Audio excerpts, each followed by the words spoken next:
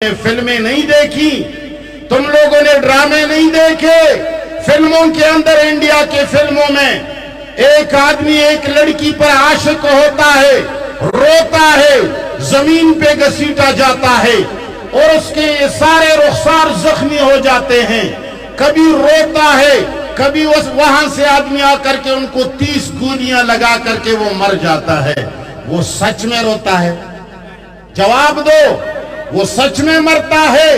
Acting ہے، acting. مولوی کے ایکٹنگ کو سمجھ لو۔ جب تک عوام نے مولوی کا ایکٹنگ نہیں سمجھا ہوگا، گمراہ رہوگے۔ ہم ممبر پر بیٹھ کر رونا ہماری ایکٹنگ ہے، ممبر پر بیٹھ کر اللہ کی طرف بلانا ہماری دکانداری ہے، ممبر پر بیٹھ کر پاک پاک باتیں کرنا ہمارا خطابت کا ایک انداز ہوتا ہے۔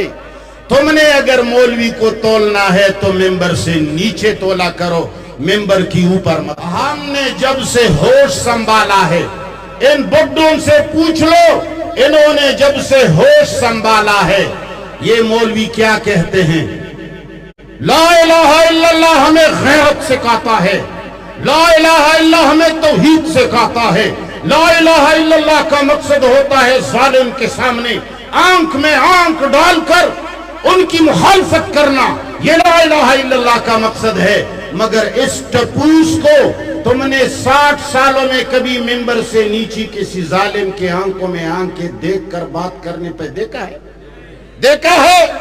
یہ ایکٹر ہے، یہ صرف اوپر ایکٹنگ کرتا ہے اور اس ایکٹنگ پر پیسے ملتے ہیں، اس ایکٹنگ پر مدرسے بنتے ہیں، اس ایکٹنگ پر چندے ملتے ہیں، اس ایکٹنگ پر مرید بن جاتے ہیں، اس ایکٹنگ پر جہازوں کے ٹکٹ ہوتے ہیں، اس ایکٹنگ پر لوگ بیٹیاں دیتے ہیں، اس ایکٹنگ پر لوگ شادیاں دیتے ہیں، اس ایکٹنگ پر لوگ لاکھوں کے زکوٰۃ دیا کرتے ہیں۔ مگر نیچے ممبر سے اتر کر مجھے بتاؤ کہ وہ کون سا مولوی ہے جس نے اپنے بت کے آنکھوں میں آنکھیں ڈال کر کے بات کی ہو۔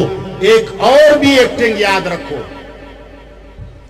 ایک ہے اپنے بت کو توڑنا، ایک ہے غیروں کے بت کو توڑنا۔ جماعتیں بنائی اس لیے جاتی ہیں کہ دوسروں کے بتوں کو توڑا جائے۔ میں جماعت بناتا ہوں،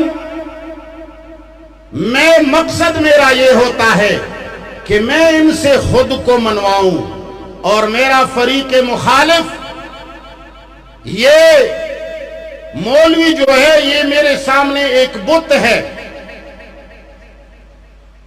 اور میں اپنے شاگردوں اور مریدین سے اس کے بت کو توڑنا چاہتا ہوں۔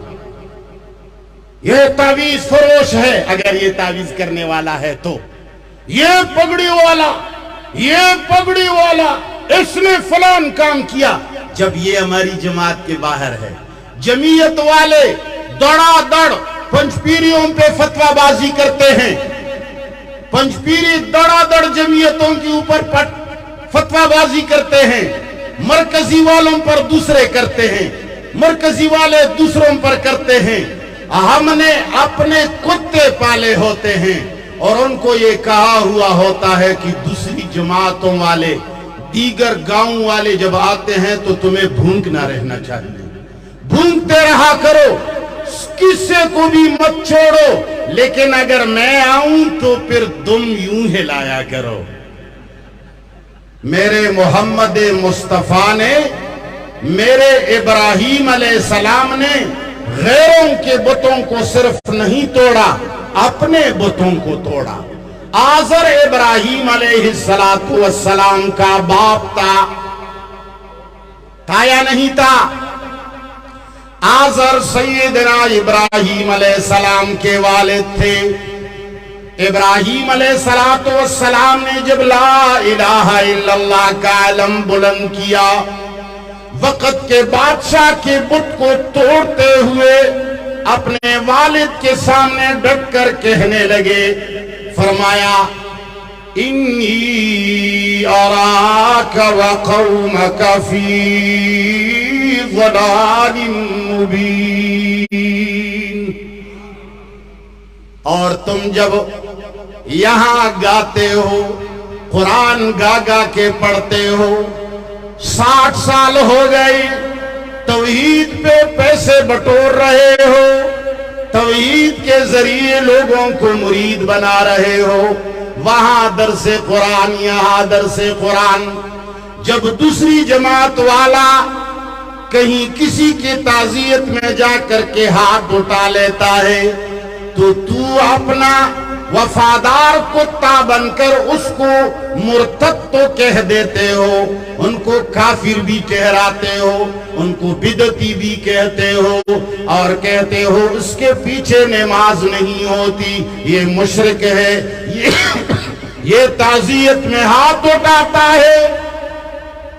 لیکن جب اپنا کہیں جا کر تعزیت میں ہاتھ اٹھاتا ہے تو کبھی یوں گولی چلاتے ہو، کبھی اس طرف چلاتے ہو، کبھی اس طرف چلاتے ہو۔ تم نے کبھی اپنے بت پر گولی، جس نے اپنے بت پر گولی چلائی اس کا حال دیکھو، مولانا احمد سعید خان ملتانی کی طرح اس کا حال ہو جاتا ہے، منیر شاکر کی طرح اس کا حال ہو جاتا ہے۔ لوگ ہمیں نصیحتیں کرتے ہیں، بھئی اپنے اور پرایوں کو تو ذرا سمجھا کرو نا۔ جو اپنوں کو ٹارگٹ کرتا ہے وہ موحد ہے۔ مولوی 70 سال کہتا ہے غیرت یہ ہوتی ہے، توحید یوں ہوتی ہے، موحد ایسا ہوتا ہے، ظالم کے آنکھوں میں آنکھیں ملاؤ، مظلوموں کی حمایت کرو، ظالم کا ہاتھ پکڑو۔ لیکن میں نے تو 50 سال میں کسی عالم کو نہیں دیکھا کہ اس نے کہیں ظالم کا ہاتھ پکڑا ہو۔ تم لوگوں نے دیکھا ہے؟